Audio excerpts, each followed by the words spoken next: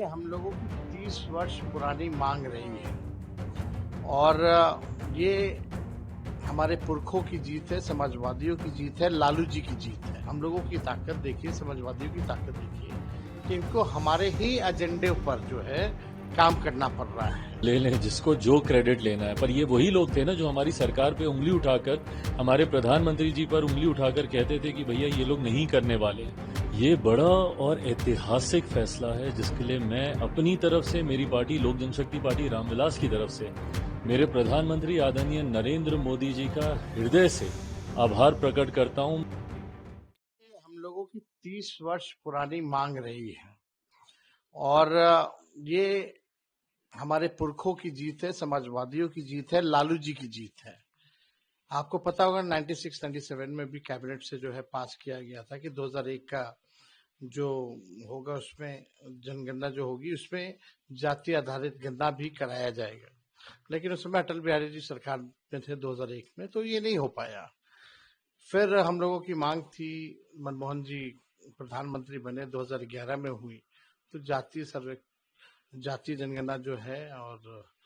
इसमें इंक्लूड किया गया था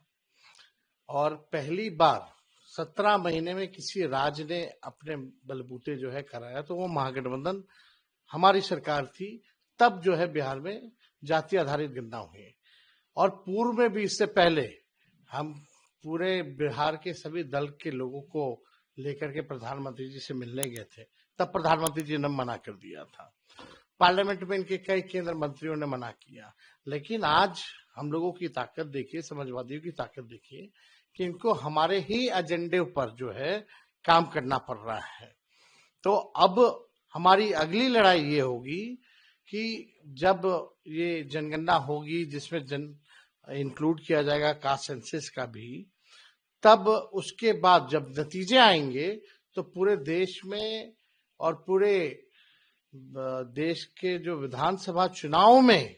हमारी मांग रहेगी कि पिछड़ों और अति पिछड़ों के लिए भी, जैसे दलित और आदिवासी भाइयों का आरक्षित सीटें हैं, उसी प्रकार से पिछड़ों और अति पिछड़ों का भी जो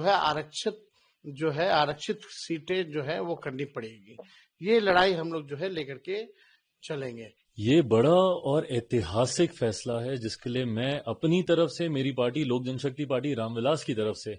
मेरे प्रधानमंत्री आदरणीय नरेंद्र मोदी जी का हृदय से आभार प्रकट करता हूं। मेरे बिहार की 14 करोड़ जनता की तरफ से और समस्त देशवासियों की तरफ से मुझे लगता है आज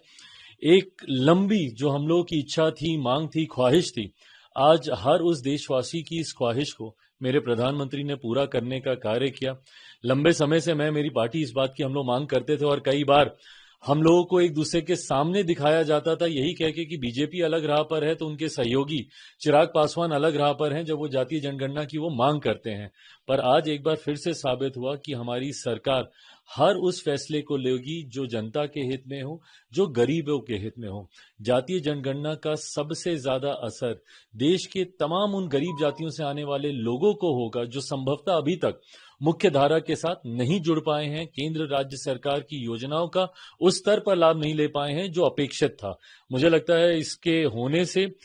हर व्यक्ति को मुख्य धारा के साथ जुड़ने का मौका मिलेगा और देश 2047 में जब विकसित भारत की बात हमारे प्रधानमंत्री जी करते हैं, उस दिशा में, उसकी नींव को मजबूत करने की दिशा में ये एक मजबूत और महत्वपूर्ण कदम है। लेकिन आप कह रहे हैं कि लोक जनशक्ति पार्टी चिराग पासवान,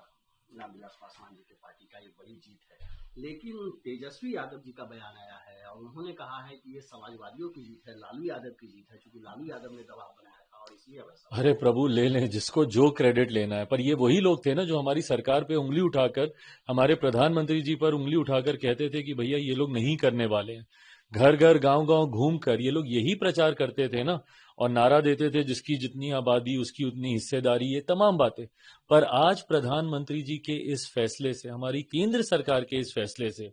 मैं मानता हूं कि कई और लोगों की इसमें इच्छा रही होगी, बट सबसे ज्यादा महत्वपूर्ण है कि देश की एक बड़ी आबादी की इच्छा थी कि जाति आधारित जनगणना होनी चाहिए। उनकी इच्छा को, उनकी भावनाओं को सम्मान देने का काम मेरे प्रधानमंत्री के द्वारा आज किया गया।